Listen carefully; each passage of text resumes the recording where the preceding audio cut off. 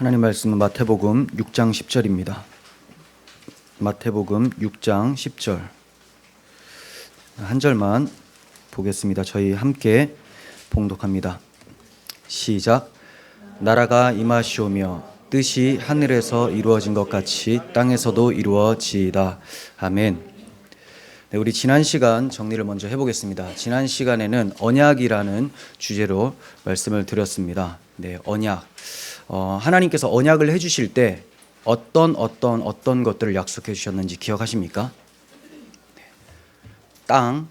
땅을 주시겠다. 그리고 자손을 주시겠다. 그리고 구원해 주시겠다는 거예요. 땅을 주시고 그 땅으로 오실 자손, 아브라함과 다윗의 자손 예수 그리스도였죠. 그 자손을 통하여 구원을 이루어 주시겠다. 이게 바로 언약이었습니다.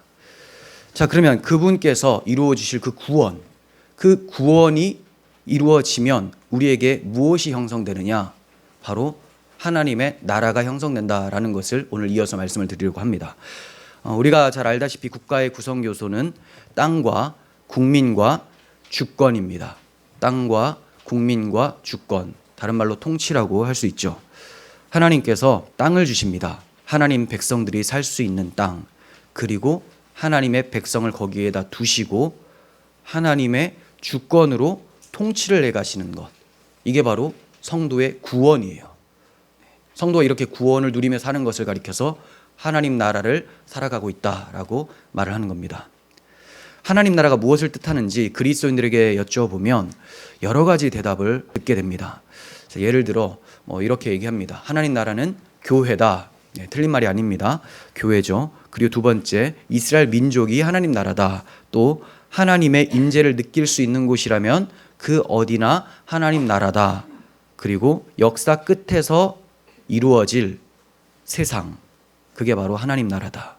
그리고 지금 여기서 경험할 수 있는 어떠한 것이 하나님 나라다. 이렇게 얘기를 합니다. 다양하게 나올 수가 있는데 이 말들이 다 틀린 말들은 아니에요. 하지만 다소 부족하다라는 거예요. 이렇게만 설명하기는 참 부족하다라는 겁니다. 그러면 성경은 하나님 나라를 어떻게 가르치고 있는가? 이것을 좀 살펴보려고 합니다. 자, 하나님 나라를 생각할 때 우리는 이처럼 지정학적 위치를 떠오르는 경향이 있습니다. 하지만 성경에서 하나님 나라를 말할 때는 하나님의 통치, 하나님의 주권을 강조를 해요. 하나님 통치, 하나님의 주권. 그렇다고 해서 우리가 하나님 나라를 말할 때 특정한 장소에 대해서 말해서는 안 된다라고는 할 수가 없어요. 왜냐하면 하나님께서 주권적으로 통치하시는 그 곳이 어떤 장소가 있어야 되기 때문에 그래요. 그렇지만 강조점은 통치에 있습니다. 통치, 하나님의 주권에 있습니다. 자, 이 점을 잘 드러내주는 시편을 좀 봅니다. 시편 103편 19절. 여호와께서 그의 보좌를 하늘에 세우시고 그의 왕권으로 만유를 다스리시는도다. 네.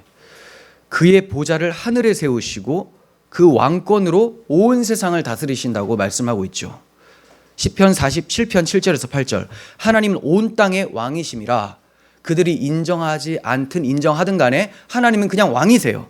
그리고 하나님이 뭇백성을 다스리시며 하나님이 그의 거룩한 보좌에 앉으셨도다라고 합니다. 하나님의 주권, 하나님의 존귀하심, 하나님의 통치에 대해서 시편 기자가 말씀을 하고 있습니다.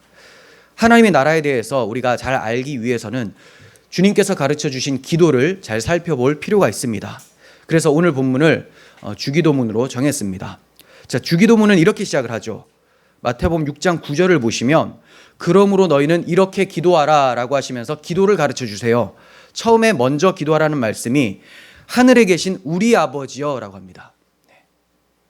너의 아버지가 아니라 우리, 공동체를 기억하라는 거예요. 우리의 아버지. 분명히 예수님의 아버지인데 우리 아버지라고 말씀하시죠. 예수님 때문에 하나님이 우리의 아버지가 되었다라는 거예요. 그런데 그분은 이 땅에 속하신 분이 아니에요. 이 땅, 세속적인 그런 신이 아니라는 거예요. 하늘에 계신 분, 그분의 절대 주권과 존귀하심을 나타냅니다. 자, 이분의 이름이, 이 아버지의 이름이 거룩히 여김을 받도록 기도하라라는 거예요. 첫 번째 기도. 하나님의 이름이 거룩히 여김을 받도록 기도해라. 그렇다면 하나님의 이름이 어떻게 거룩히 여김을 받게 될까요? 자, 그게 바로 이어지는 10절, 오늘 본문을 보면 알 수가 있습니다.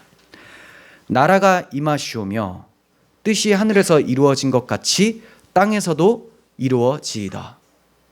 하나님의 이름이 거룩히 여김을 받으시려면 나라가 임해야 된다는 겁니다. 하나님의 나라가 임하면 하나님의 이름이 거룩히 여김을 받고 존귀케 된다는 거예요. 그러면 어떤 것이 하나님 나라가 이루어지는 것이냐? 뜻이 하늘에서 이루어진 것 같이 땅에서도 이루어지는 그 상태가 하나님 나라가 이루어지는 거예요. 자, 거꾸로 한번 생각해 보겠습니다. 하늘에서 뜻이 이루어져 있어요. 어떤 뜻이냐? 천군 천사들은 아무도 빠짐없이 다 하나님을 거룩히 여기며 존귀케 하며 영광을 돌리고 있습니다. 그리고 하나님의 영원한 작정 가운데 하나님의 뜻이 세워져 있어요. 그런데 이 땅은 아직까지 그러한 상태가 아니죠. 이루어져 가고 있는 상태입니다. 그러므로 하나님의 그 계획하신 뜻과 모든 만물이 천군 천사들이 하나님을 찬양하는 것 같이 그것이 우리 삶 속에 일어나길 원합니다라는 겁니다. 그게 바로 하나님 나라라는 거예요. 하나님의 뜻이 이 세상 가운데, 그리고 개인적으로 말하면 내 영혼 가운데, 조금 더 넓혀서 교회 가운데, 더 넓히면 이 세상, 온 세상 가운데에 하나님 나라가 이루어지기를 원한다. 그렇게 되면 어떻게 되냐? 하나님이 거룩히 여김을 받게 되는 거예요. 주의 영광을 인정하는 그날이 오게 되는 것이죠. 하늘에서는 하나님의 뜻이 완벽하게 이루어져 있습니다. 하지만 아직 이 세상은 아닙니다. 그래서 예수님께서는 하나님 나라가 임하기를 기도하라라고 가르쳐 주시고 계신 거예요. 하나님 나라가 임해야 되는데 그 임하는 것은 기도를 통해서 임한다라는 것을 말씀해 주시는 거죠. 결국 기도하지 않는다면, 또 기도를 하더라도 나 중심적으로 세속 나라를 생각하면서 기도를 한다면, 그리고 내 이름을 위해서 기도한다면 이것은 하나님의 이름을 모독하는 것이 됩니다. 기도를 해야 되는데 기도를 잘해야 되는 거예요. 문제는 기도를 안 하는 것이 문제고, 기도를 하는데 이상한 기도를 하는 게 문제라는 겁니다. 주의 뜻이 나의 삶 속에 이루어지는 것, 교회 가운데 이루어지는 것, 온 세상을 덮을 수 있도록 물이 바다 덮음 같이 여호와를 아는 지식이, 그 영광이 온 땅에 충만하도록 기도를 하셔야지만 하나님의 이름이 거룩히 높임을 받으신다는 거예요. 자, 그래서 예수님께서는 기도를 하라라고 말씀하십니다. 성경에 큰 주제가 있습니다.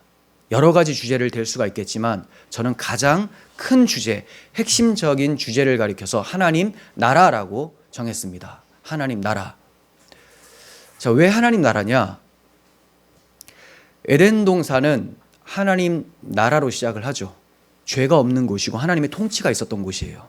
그런데 이곳에 죄가 발생하게 됩니다. 하나님의 통치를 거역하는 자들이 발생하게 됩니다. 그래서 펼쳐지는 세상이 뭐냐? 타락한 역사라는 거예요.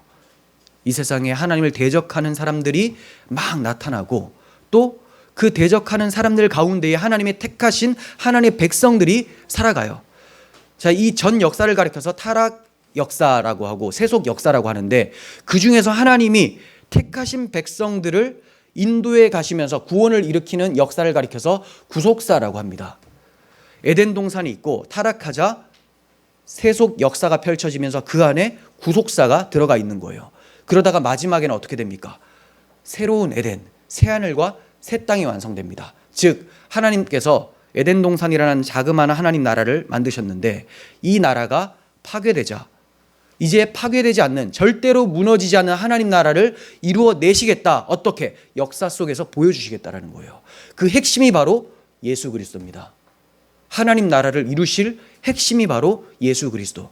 그래서 전체 주제는 하나님 나라고, 그 하나님 나라를 이루시는 근간은 바로 예수 그리스도의 십자가 대속이다라고 할 수가 있는 것이죠.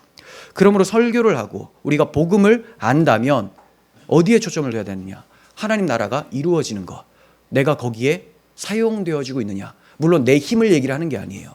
사용되어진다는 것은 그리스도께 들어가 있느냐, 그리스도께서 이루실 하나님 나라인데 내가 그분 안에 쏙 들어가서 그분이 내 삶을 이끌어가고 계시느냐, 그걸 얘기를 하는 거죠. 우리가 예수 그리스도께서 기뻐하시는 뜻대로 살아가고 있다면, 그리스도의 마음을 품고 살아가고 있다면 하나님 나라가 우리 가운데 임한 것입니다. 우리는 이러한 하나님 나라가 임하기를 위해서 전도를 하는 거예요. 많은 사람들이 예수 그리스도의 마음을 품고 하나님의 통치를 받아가는 사람들이 점점 확장되어지면 이것을 가리켜서 하나님 나라가 확장되어져 가고 있다라고 말씀을 드릴 수가 있는 거죠. 자, 이처럼 너무나 중요하며 큰 주제가 바로 하나님 나라이기 때문에 예수님께서도 공생애를 시작하시면서 가장 먼저 선포하셨던 말씀은 회개하라, 천국이 가까이 왔다라고 말씀하신 거예요. 회개하라, 천국이 가까이 왔다. 천국이 바로 하나님 나라입니다. 왜 마태복음에서 천국이라고 하냐면 마태복음 유대인들이 1차 독자입니다. 그러면 유대인들은 하나님이라는 단어를 감히 입에 올리질 못했던 거예요. 그래서 하늘들의 나라, 하나님의 나라라고 표현을 했던 겁니다. 그래서 천국, 하나님의 나라가 가까이 왔다. 가까이 왔으면 어떻게 그 하나님 나라를 받아야 되는지도 말씀해 주시죠. 회개하라. 누구든지 거룩함이 없이는 아무도 주를 볼 수가 없습니다. 히브리서 기자가 말씀했죠. 아무도 거룩함이 없이는 주를 볼 수 없습니다. 모든 사람은 죄에 빠져서 거룩함을 잃어버렸어요. 하나님의 형상이 훼손되었고 하나님의 거룩을 유지할 수 없는 상태가 되었는데 하나님께서 그 거룩을 회복시켜 주신다고 약속해 주셨어요. 누구를 통하여? 예수 그리스도를 통하여. 예수 그리스도를 믿으려면 반드시 나의 상태에 대한 직시가 있어야 되고 내 상태로는 절대로 하나님께 나아갈 수 없다는 것을 알아야 되고 예수님이 나의 구원자고 나의 기쁜 소식이라는 것을 알아야지만 그분을 믿을 수가 있겠죠.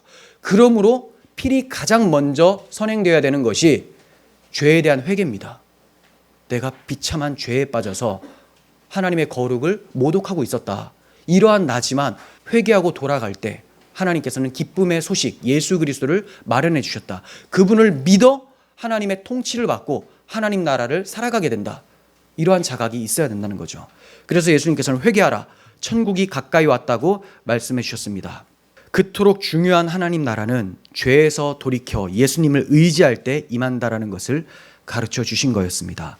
이렇게 회개와 믿음을 통하여 하나님의 통치가 임한 사람은 다른 사람들이 자신에게 죄를 범할 때 분노에 집착하기보다는 예수님의 마음을 가졌기 때문에 예수님이 하셨던 용서에 집착하게 됩니다. 어떻게 하면 내가 받은 그 용서를 저 사람에게 베풀 수 있을까? 여기에 초점을 두는 거예요. 저 사람이 나에게 모독했다, 나를 괴롭혔다, 어떻게 갚아줄까? 그게 아니에요. 악을 악으로 갚는 것이 아니라 악을 선으로 갚아야 되죠.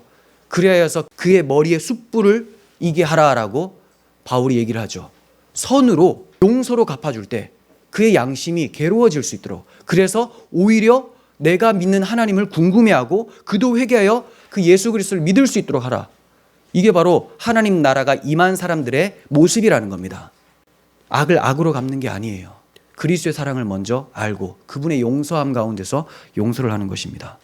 죄에 빠져 사는 것이 아니라 죄에 대항하여 싸움으로써 하나님 나라를 추구하며 살아갑니다.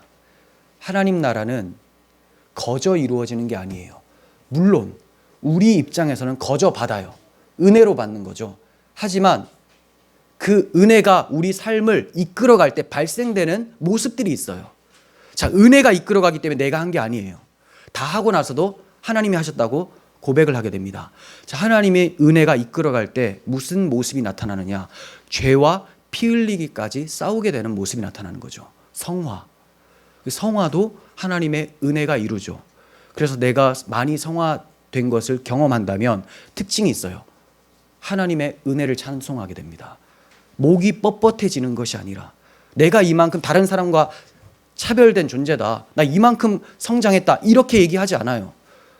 나와 함께 하신 하나님의 은혜로다라고 고백하게 됩니다. 자, 그러므로 우리는 그 은혜를 의지해서 피 흘리기까지 싸우는 성화의 삶이 있어야 됩니다.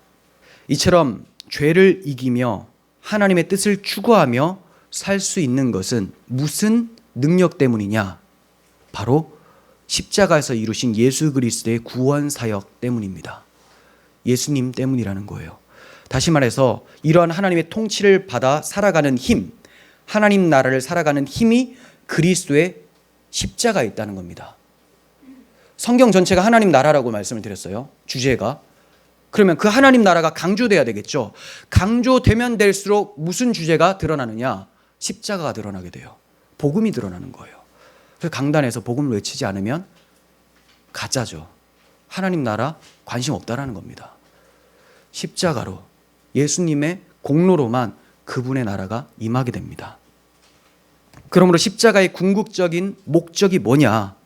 하나님 나라다라고 대답할 수 있어야 돼요. 그리고 하나님 나라를 임하게 하는 방편이 무엇이냐라고 하면 십자가입니다라고 자신 있게 대답할 수 있어야 됩니다. 이 십자가는 우리의 죄악된 본성을 굉장히 괴롭히면서 들어옵니다. 절대로 십자가는 낭만적이거나 감미롭게 들리는 그런 표현이 아니에요. 예수님이 나를 위해서 죽으셨다. 무엇 때문에? 죄 때문에. 그래서 십자가를 강조하는 사람은 죄를 극도로 혐오하게 됩니다. 내 죄 때문에, 그 하나님의 아들이 죽으셨기 때문에. 근데 나는 십자가 맨날 외치면서 여전히 죄 가운데 살면서 죄에 민감하지 않다? 거짓말이죠. 예수 그리스도의 십자가까지 모독하는 거예요. 이제 거기까지 가는 겁니다. 그래서 십자가를 외치는 사람들은 죄에서 구원받았기 때문에 이제 정죄함은 없지만 죄에 대해서 민감해요. 나를 위해서 죽으신 예수 그리스도의 십자가 사랑을 알기 때문에. 하나님 나라는 인간 편에서 이루어낼 수 있는 것이 아닙니다. 독생자를 통한 하나님의 주권적 사역을 통해서만 이루어집니다. 그래서 하나님 나라에 대한 성경의 표현을 보면 인간을 주어로 사용하지 않습니다. 하나님 나라는 가까이 왔다라고 하죠. 가까이 오는 거예요. 가까이 간다가 아니죠. 하나님의 주권, 가까이 온다. 그리고 하나님 나라를 받는다라고 합니다. 인간은 하나님 나라를 쟁취하는 것이 아니라 하나님 나라를 은혜로 받는 거죠. 그리고 유업으로 받거나 그것을 기다리거나 구할 뿐입니다. 하나님 나라가 우리 힘으로 이룰 수 있는 나라가 아니라면 우리가 할 수 있는 것이 도대체 뭘까요? 예레미야 예가 3장 25절 봅니다. 기다리는 자들에게나 구하는 영혼들에게 여호와는 선하시도다. 사람이 여호와의 구원을 바라고 잠잠히 기다림이 좋도다.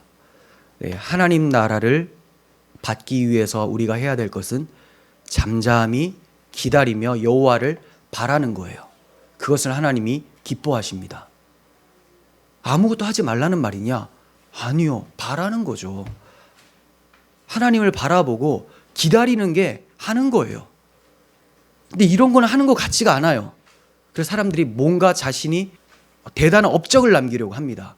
그리고 뭔가 드러나는 업적이 생기면 그걸 가지고 목이 뻣뻣해지고 다른 사람들을 정죄하며 다른 사람들과 차별성을 만들어내려고 합니다. 이게 바로 죄를 짓는 거죠. 이게 바로 하나님 나라를 대적하는 겁니다. 하나님 나라는 잠잠히 기다리며 그분의 은혜를 바라보며 기도할 뿐이라는 거예요. 주님께서는 십자가에서 구약에 예언된 하나님 나라를 성취하셨지만 그 나라를 받기 위해서는 기도하라라고 가르쳐 주시고 계십니다. 어떤 이들은 인간의 힘으로 하나님 나라를 이룰 수 있다고 주장을 합니다. 예수님 당시에도 로마 제국을 쫓아내고 로마의 압제에서 해방을 얻으면 그것이 하나님 나라가 이루어지는 것으로 생각했던 사람들이 대다수였죠. 그러나 예수님께서는 혁명을 주장하던 열심당원과 함께 해방운동을 하시거나 그들을 지지하지 않으셨습니다. 하나님 나라는 인간의 노력으로 임하는 나라도 아니고 그들이 바라는 나라와 하나님 나라는 본질적으로 다른 나라였기 때문에 그들과 함께하지 않으셨던 거예요. 하나님 나라의 도래를 위해서 예수님이 십자가를 지시고 부활 승천하셔서 성령을 보내주셔야지만 우리가 경험할 수가 있죠. 예수님의 십자가와 부활 그리고 예수님 보내시는 성령을 받아야지만 하나님 나라가 우리 가운데, 우리 마음 가운데, 공동체 가운데 임하게 되는 것입니다. 그럴 때 성령 받은 사람들이 땅끝까지 이르러 그리스도의 증인이 되어 복음을 전파하면 하나님 나라가 세상에도 임하게 되는 거예요. 이에 우리가 해야 될 일은 기도라고 가르쳐 주신 겁니다. 그러니까 기도가 너무나 중요하죠. 기도를 하지 않는다. 하나님 나라를 생각하지 않는다. 성경을 허투루 봤다는 겁니다. 기도는 하나님이 하실 것을 기대하며 의지하는 행위입니다. 즉 복음을 전하고 기도하는 것이 우리가 할 일인데 이 또한 성령께서 하실 일이니까 성령을 간절히 구하라고 하는 거예요. 자, 기도만 하라는 게 아니에요. 자, 1번 기도를 해요. 성령을 구합니다. 그러면 성령 충만해지면 성령이 그때부터 하세요. 무엇을 하시냐? 복음을 이루어지게 하시고 마음에 복음을 지키게 하시고 복음을 전파하게 하십니다. 그러므로 기도가 중요하다라는 거예요. 그런데 하나님 나라를 위해서 운동을 한다라고 하는 사람도 있어요. 운동. 하나님 나라 운동하자. 만약에 운동한다고 하면 하나밖에 없습니다. 복음 전하자. 전도 운동. 그거밖에 없어요. 다른 운동, 사회 정의 운동 다 뱀의 가르침이에요. 그게 인간이 이루어내는 나라가 아닙니다. 인간이 이루어낸다면 그게 바로 세속나라입니다. 이런 운동을 펼친 사람이 가룟 유다였어요. 열심당원이었죠. 오늘날에도 가룟 유다의 사상을 본받아서 하나님 나라의 운동을 하는 사람들이 많습니다. 자주 말씀드린 자유주의 신학자, 그리고 해방신학, 민중신학 등이 그렇습니다. 하나님은 약자들의 편이라는 거예요. 약자. 선악을 부냐, 가난이냐, 힘이냐, 약하냐 이걸로 선악을 나눠요. 이런 기준이 성경에 나옵니까? 성경은 하나님이 선이고 하나님을 떠난 사람들을 악이라고 해요. 그 악에 빠진 사람들을 선으로 돌이키기 위해서 복음이 필요합니다. 복음으로 회복된 사람들을 가리켜서 의인이라고 하죠. 그 의인들이 많은 나라를 의의 나라, 하나님 나라라고 하는 거예요. 그런데 그것이 아니라 서로 평등하게 살자, 사회 제도를 개선해서 이렇게 만들어내는 나라, 이게 바로 하나님 나라를 대적하는 짓입니다. 공산주의와 동일한 전제 위에 세워진 신학이 바로 자유주의 신학, 해방신학, 민중신학이라는 거죠. 하나님 나라 운동이라 불릴 만한 것은 복음화 운동밖에 없어요. 그리스도인들은 하나님 나라의 도래를 위해서 기도하며 복음을 살고 전할 뿐입니다. 하나님 나라를 위한 기도가 무슨 내용을 담고 있는지 하이델베르크 요리문답 123문을 통해서 우리가 살펴보면 도움을 얻을 수 있습니다. 우리가 지난번에 하이델베르크 요리문답 강해를 하면서 자세히 살펴봤기 때문에 오늘은 간단하게만 짚고 넘어가려고 합니다. 123문 함께 봉독합니다. 시작. 둘째 간구는 무엇입니까? 나라가 임하옵소서로 이러한 간구입니다. 주님의 말씀과 성신으로 우리를 통치하시사 우리가 점점 더 주님께 순종하게 하옵소서. 주님의 교회를 보존하시고 흥왕케 하옵시며 마귀의 일들과 주님께 대항하여 스스로를 높이는 모든 세력들 그리고 주님의 거룩한 말씀에 반대하는 모든 악한 의논들을 멸하여 주옵소서. 주님의 나라가 온전히 이루어져 주께서 만유의 주가 되실 때까지 그리하옵소서. 아멘. 이게 우리 신앙 고백이에요. 주의 나라가 임하옵시며 라고 할 때는 이 내용을 기도한다는 겁니다. 자, 이 내용은 세 가지로 나눠지죠. 첫 번째, 우리가 주님께 더욱 순종하게 해달라고 구합니다. 그래서 제가 계속 먼저 내 영혼에 주의 나라가 임해야 된다라고 말씀을 드렸고, 그리고 어디로 갑니까? 우리 공동체 가운데, 교회 가운데, 그리고 세상 가운데 이렇게 확장되어서 말씀을 드렸던 겁니다. 마찬가지예요. 우리가 주님께 더욱 순종하게 해달라고. 두 번째는 주님의 교회에 대해서 간구를 하고, 세 번째는 사탄의 나라를 멸하여 주시기를 구하는 것. 이것이 바로 나라가 임하시옵고라는 간구입니다. 자, 하나씩 살펴봅니다. 첫 번째, 주님의 말씀과 성령으로 우리를 통치하시사 우리가 점점 더 주님께 순종하게 하옵소서. 하나님 나라를 먼저 나 자신에서부터 찾고자 하는 거죠.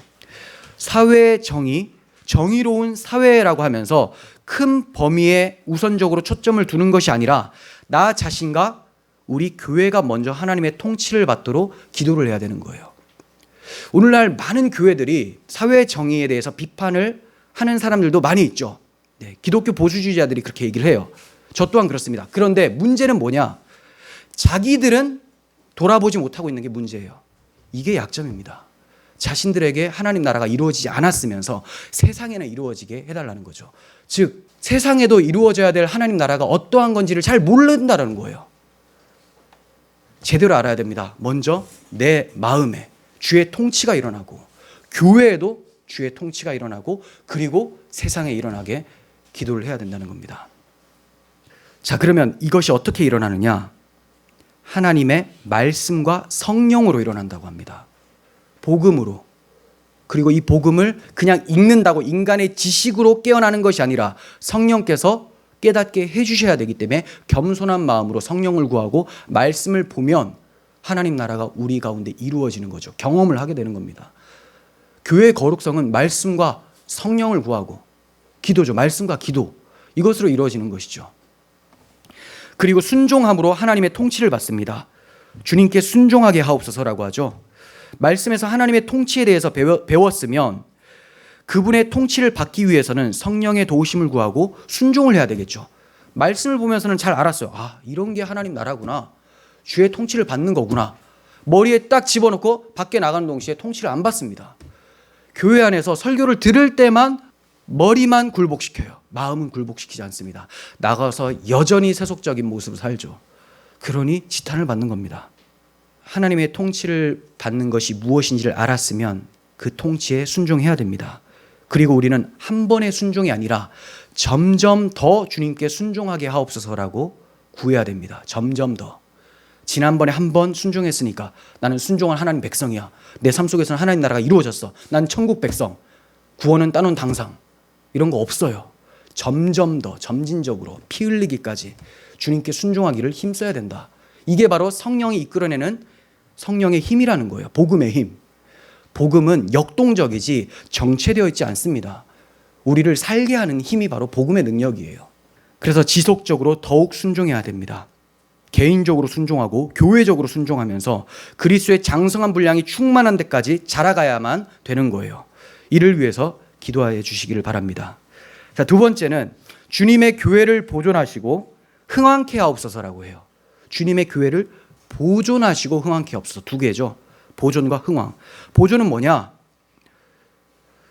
여러 가지 유혹으로부터 복음을 변질시키는 다른 복음, 지식이죠.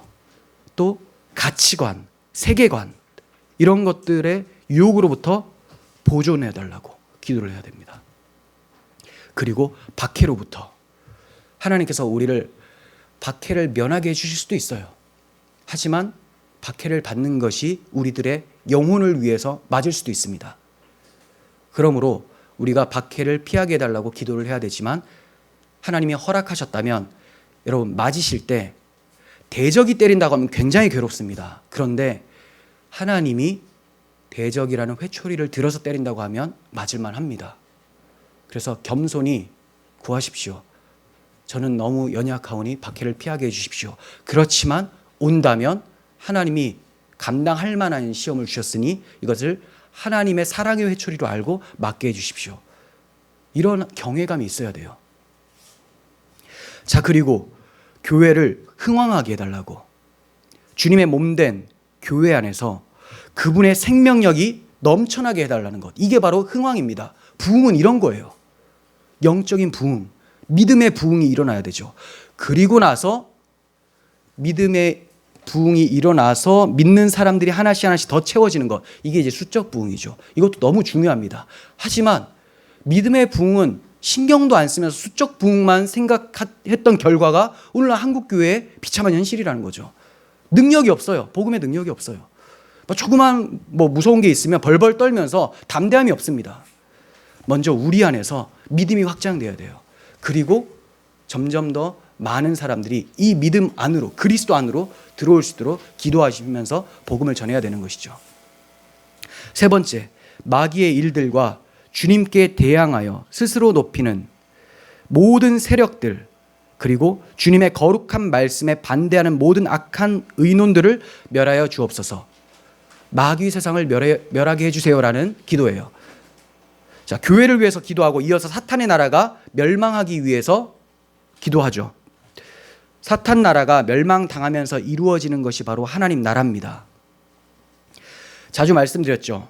샬롬은 어떤 상태냐? 대적이 없는 상태.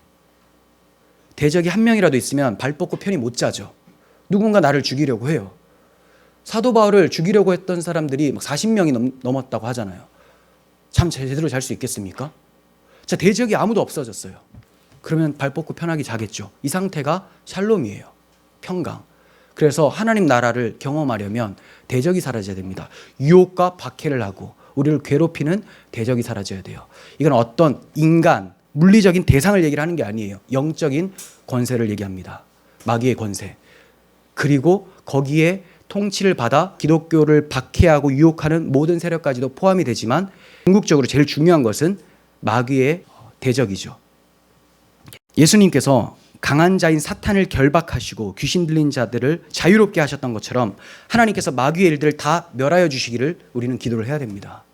이게 여전히 남아있으면 우리 신앙을 제대로 지키기가 굉장히 어려워요. 그래서 마귀의 나라가 무너지게 하시고 하나님 나라가 도래하게 해주세요라고 기도해야 되죠.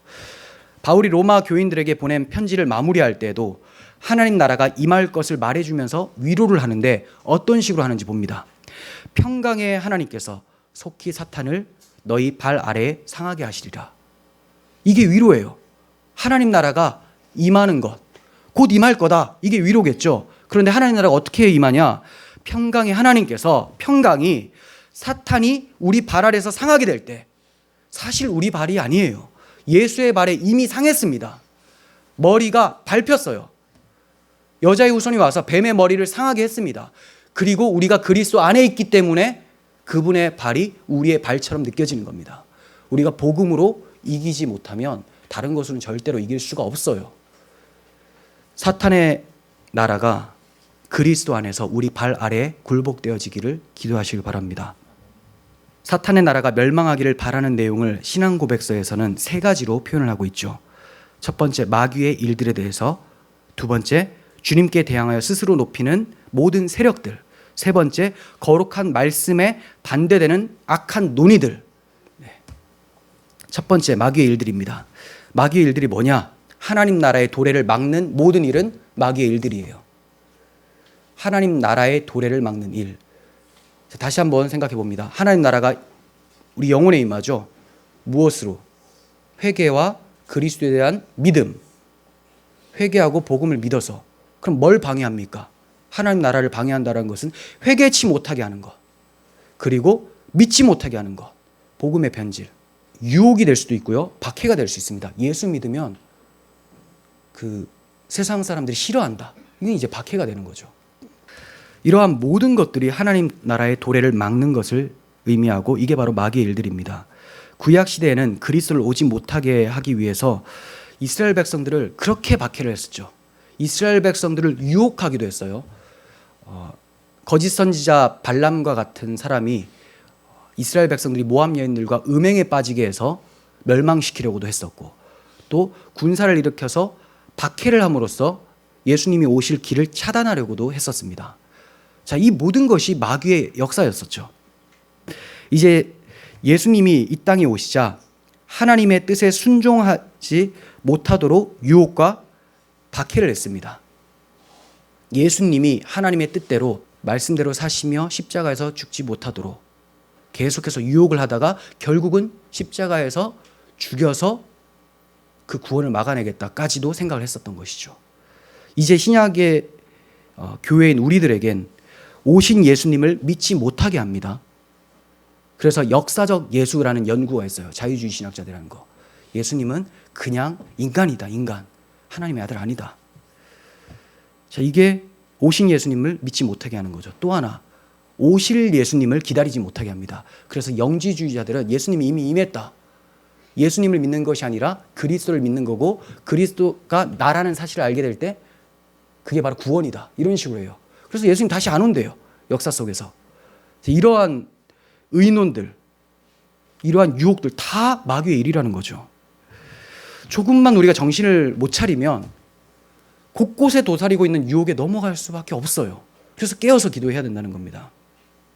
저는 이 말씀을 드리면서 굉장히 살얼음판을 걷는 것처럼 긴장하면서 말씀을 드리고 있는데, 여러분들께서 혹시 들으실 때 느긋하게 들으신다면 큰일 납니다. 우는 사자가 입을 벌리면서 울죠. 언제든지 다물기만 하면 됩니다. 입을 열었다 닫으면 열 때 피하면 되는데 그냥 닫아버려요. 그냥 닫아요. 눈앞에 있다라는 겁니다. 깨어 있으셔야 돼요. 두 번째, 주님께 대항하여 스스로 높이는 모든 세력들이라고 해요. 스스로를 높인다. 바벨탑이죠, 바벨탑. 우리가 높이 탑을 쌓아서 우리 이름을 내자. 그리고 흩어짐을 면하자라고 하죠. 세속의 성공의 복음, 내가 이렇게 돈을 많이 쌓고 내가 건강하게 되고 많은 명예를 가지고 있을 때 이제 안정감을 누리려고 하는 이런 자세들, 그리고 공산주의 세력들, 아니면 유럽 연합과 같이 어떻게든 하나님 나라가 아니라 자신들의 힘으로 하나님 나라를 대신해 보자, 이런 모든 시도들. 자, 그리고 교회 내에서 자기를 높이는 행위들, 이것도 주님께 대항하여 스스로를 높이는 행위들이죠. 많이 일어나는 현상은 목회자들에게 보입니다. 스스로를 높여요. 말은 주의 종이라고 해요. 근데 종이 너무 높습니다. 종이 마치 왕인 것 같아요. 주의 종에게 감히 이렇게 말할 수 있느냐, 이런 말 자체가 종이 아니라는 거죠. 주의 종은 묵묵히 섬기는 거고, 물론 또 종이라고 해서 여러분들도 막 종처럼 대하면 안 되죠. 그거는 여러분들도 또 주의 종이죠. 모든 사람들은 주의 종입니다. 그래서 우리가 주님 하는 거 아닙니까? 여러분 그냥 주님한테 친구야라고 합니까? 여러분들도 주님 하는 동시에 여러분들도 종인 거고 저도 종인 거예요. 다 낮춰야 되죠. 하지만 오늘날에는 스스로를 높이기 위해서, 스스로 이름을 내기 위해서, 헌금에 이름 썼는데 목사님이 안 불러주면 그것 때문에 삐지고 화나고 교회 안 나오고 뭔 말을 못하는 거죠. 이러한 모습들이 교회 내에서도 계속 벌어집니다. 뭐 세상이나 교회나 별반 차이가 없게 돼버렸어요. 그게 왜 그러냐? 복음을 잃어버렸기 때문에, 하나님 나라에 대해서 관심을 안 두기 때문에, 세속 나라에 대해서 관심 두다 보니까 이제는 그 세속 나라가 연장되어졌으면 좋겠다. 그리고 그 연장된 세상이 하나님 나라였으면 좋겠다 하면서, 하나님 나라 가면 이런 것도 있겠지 생각하는, 다 그게 장소만 옮겨놓고, 장소만 하늘로 옮겨놓고 다 이 땅에서 구할 수 있는 것들이에요. 거기에는 이런 게 있겠지. 그게 무슨 하나님 나라입니까? 하나님 나라는 주의 통치입니다. 주의 사랑으로 통치되어지는 상태. 세 번째, 주님의 거룩한 말씀에 반대되는 모든 악한 의논을 해요. 얼마나 조직적이고 계획적입니까? 사회에서는 인권이라는 이름으로 하나님의 권위에 도전하는 세속 사고와 가치관들이 있습니다. 다 악한 의논들, 정책들, 동성애, 페미니즘, 낙태, 그리고 진화론 교육, 이런 모든 것들이 하나님의 거룩한 말씀에 반대되는 악한 의논들이죠. 이게 자신들 스스로만 생각하는 정도가 아니라 이제 의논이 되어서 눈앞에 딱 펼쳐졌어요. 상품화돼서 이거 취하면 되는 거예요. 그리고 이제 이것을 반대하면 차별 금지법이라는 것을 통해서 입을 막으려고 하죠. 이게 무서운 겁니다. 교회 내에서는 또 어떤 것이 있습니까? 하나님의 거룩한 말씀에 반대되는 악한 의논들을 혼자 해요. 혼자. 교회 내에서 어떤 식으로? 말씀을 보다가 할 만한 것들은 이거는 내가 아멘. 근데 이거 보니까 이거는 자기 부인이 좀 심해요. 이거는 이러이러한 이유로 인해서 나에게는 아니다. 이게 바로 악한 논의를 누구하고 하고 있느냐? 나를 유혹하고 있는 마귀와 논의하고 있는 거예요. 야, 이거 어떻게 생각해? 이거까지는 안 해도 괜찮겠지. 저쪽에 앉아있는 저 집사님도 별로 뭐 못하던데. 이런 식으로 비교를 하는 거예요. 그 사회나 교회나 다 세속화되어가지고, 이러한 마귀의 일과 싸우기 위해서는 복음의 검을 가지셔야 됩니다. 싸움하러 나갈 때 무기 없이 나갑니까? 뭐 어떻게 싸우시게요? 복음의 검을 가지셔야 돼요. 복음으로 무장해야 됩니다. 바울은 이 복음으로 무장을 했고, 이 복음을 위해서 자신의 삶을 온전히 바쳤었어요. 사도행전 28장 30절 보시면 바울이 가택 연금된 상태에서 어떤 일을 했는지 봅니다. 바울이 온 이태를 2년을 자기 셋집에 머물면서 자기에게 오는 사람을 다 영접하고, 왜 영접했느냐? 할 말이 있어서 하나님 나라를 전파하며 주 예수 그리스도에 관한 모든 것을 담대하게 거침없이 가르치더라. 바울은 이 검을 가지고 있었어요. 누구든지 자신에게 오면 이 검을 가지고 찌르려고 했던 거예요. 뭘 찌르냐? 심장을 찔러서 그 안에 도사리고 있는 죄를 파내려고 했었던 것이죠.